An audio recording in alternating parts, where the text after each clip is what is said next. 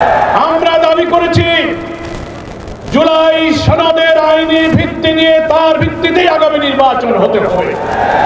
এখন একটি দল বাধার সৃষ্টি করে, প্রতিবন্ধকতা সৃষ্টি করে বলছেন এই সাংবিধানিক সংস্কার, এত সব সংস্কার নির্বাচনের আগে আইনি ভিত্তি দিয়ে সংস্কার করার কি প্রয়োজন? পরের সরকার আসবে, সেই নির্বাচিত সরকার যে সংবিধান সংস্কার করবে তার তফসিলে তারাই এই সব বিধানগুলো সম্পৃক্ত সংযুক্ত করবে। এটা হচ্ছে গণ আকাঙ্ক্ষার সাথে বিরোধিতা। গত 5 আগস্ট প্রধান উপদেষ্টা জাতীয় সংসদের দক্ষিণ প্লাজায় যে জুলাই ডিক্লারেশন, জুলাই ঘোষণা পেশ করেছিলেন, আমরা লেভেল প্লেইং ফিল্ডের ক্ষেত্রে যে রক্ষা করা হয়নি, গোপনীয়তা রক্ষা করে জুলাই ঘোষণার মধ্যে একটি বিশেষ মহলের চিন্তায় এই জুলাই ঘোষণার ড্রাফট করে সেখানে গণ আকাঙ্ক্ষার বিপরীত অনেক কিছু সম্পৃক্ত করা হয়েছিল। আমরা এটা সংশোধন করতে বলেছি। তার 25 নম্বর অনুচ্ছেদে বলা হয়েছিল এর পরবর্তী সরকার এসে সংবিধানে এই সংস্কার এবং জুলাই সনদ বাস্তবায়ন করবে। এটা গণ আকাঙ্ক্ষা নয়। আমরা বলেছি এই ইলেকশনের আগেই আইনি ভিত্তি দিতে হবে এবং এই 84টি সাংবিধানিক এবং রাজনৈতিক নানান সংস্কার আমরা যে ঐক্যমত্য পোষণ করেছি, আরো 20টির মধ্যে প্রায় 8টি নোট অফ ডিসেন্ট যারা দিয়েছেন, বাকিটি আমরা একমত হয়েছি এই সংস্কারের বিষয়গুলোকে জুলাই সনদে অন্তর্ভুক্ত করে এটাকে কনস্টিটিউশন অর্ডার, সংবিধান আদেশ দিয়ে এবং গণভোটের মাধ্যমে নির্বাচনের আগেই আইনি ভিত্তি দিতে হবে। তা না হলে দেশ একটি মহা দুর্যোগের দিকে পড়ে যেতে পারে। আমি প্রধান উপদেষ্টার কাছে বিনয়ের সাথে নিবেদন করে দিও, আপনি এই দক্ষিণ প্লাজা জাতীয় সংসদে জুলাই ঘোষণার দিনও লিখিত অঙ্গীকার করেছেন যে আমরা বিদ্যমান রাষ্ট্র কাঠামোকে সব জায়গায় সংস্কার করব। কই আজকে যারা বলছেন নির্বাচিত পরের সরকার এসে সেটা সংস্কার করবে, তার অর্থ হলো এই দলেরই বড় স্থায়ী কমিটির নেতারা বক্তৃতায় বলছেন এখন আপনারা যত আইন সংস্কার করেন, যত কিছু বানান না কেন, আমরা ক্ষমতায় গিয়ে তা মুছে দেব। এখনই তাই যদি বলতে পারে তো আগামীতে কারা ক্ষমতায় যাবে আমরা জানি না, কিন্তু তাদের ইচ্ছার মধ্যে কিন্তু দুরভিসন্ধি আছে।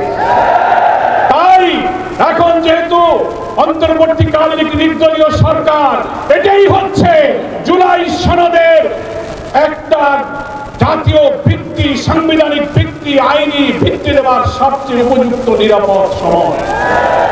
সেজন্য কোন দল বাহানা না করে আমরা ঐক্যমত্য কমিশনকে এবং সরকারকে, যেহেতু সরকার প্রধানই হচ্ছে ঐক্যমত্য কমিশনের প্রধান, আপনি সকলকে ডাকুন, কোন সংকট তৈরি না করে আপনি কনস্টিটিউশন অর্ডারের মধ্য দিয়ে, একটা রেফারেন্ডামের মধ্য দিয়ে, এখনো সময় আছে, আপনি ইলেকশন এই সনদের ভিত্তিতে নির্বাচন করুন।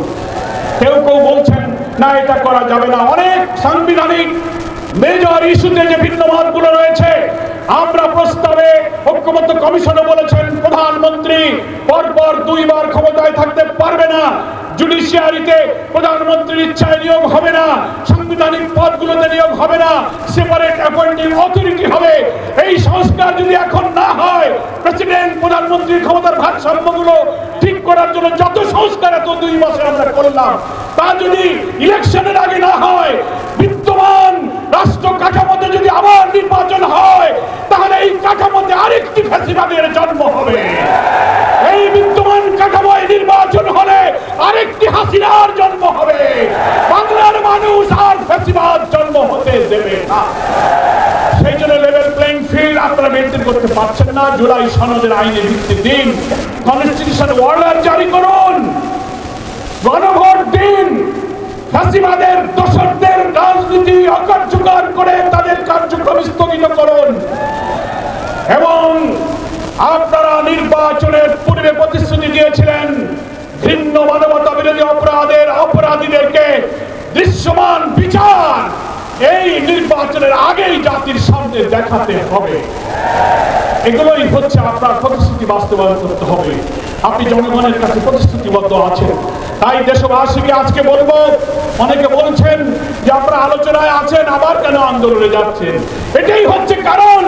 আলোচনার টেবিলে যাচ্ছি কিন্তু সে আলোচনার সফলতার মুখ দেখছি না। মনে হয় কোন চাপের মধ্যে পড়ে সরকার একটি সমান্তরের ফাঁকির দিকে যাচ্ছে। তাই আমাদের আন্দোলনের কর্মসূচি আমরা আজকে যেমন রাজধানীতে করছি, আগামীকাল সকল বিভাগীয় সদরে হবে, 26 তারিখে জেলা উপজেলায় হবে। দেশবাসীকে এই কর্মসূচি বিপুলভাবে সফল করে গণ আকাঙ্ক্ষা উইল অফ দ্য পিপল, যেটা আমাদের আর্টিকেল 7 এর মধ্যে বলা হয়েছে, এর ভিত্তিতে জুলাই সনদের আইনের ভিত্তি নিয়ে এই নির্বাচনী হতে হবে। আমরা ফ্যাসিবাদের রাষ্ট্র কাঠামো সংশোধনের জন্য এত রক্ত দিয়েছি, এত জীবন দিয়েছি। এখন যদি 2 মাস 3 মাস সংস্কার করার পর একটি দল বলে এটা পরে হবে, তাহলে এতদিন আমাদের কেন পরিশ্রম করালেন?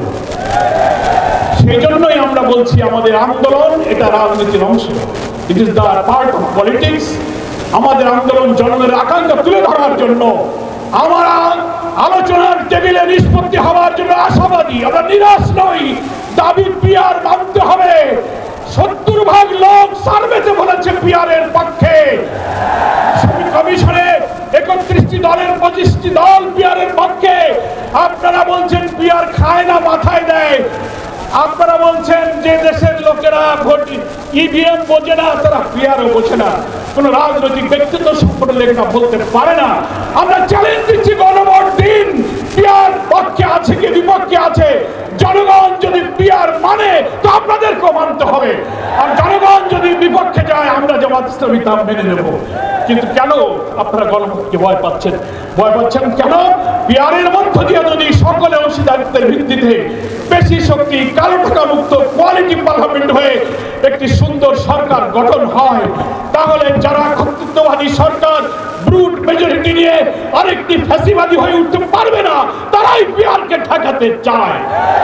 আসুন 5 দফা দাবির ভিত্তিতে গড়ে ওঠা এই আন্দোলনকে দাবি আদায় না হওয়া পর্যন্ত অব্যাহত রাখার অঙ্গীকার করে আজকে রাজধানী ঢাকার এই সমাবেশ থেকে বিদায় নিয়ে এখনই বিক্ষোভ মিছিলে যোগদান করব। আল্লাহ হাফেজ। বাংলাদেশ জিন্দাবাদ। জামাত ইসলামী জিন্দাবাদ।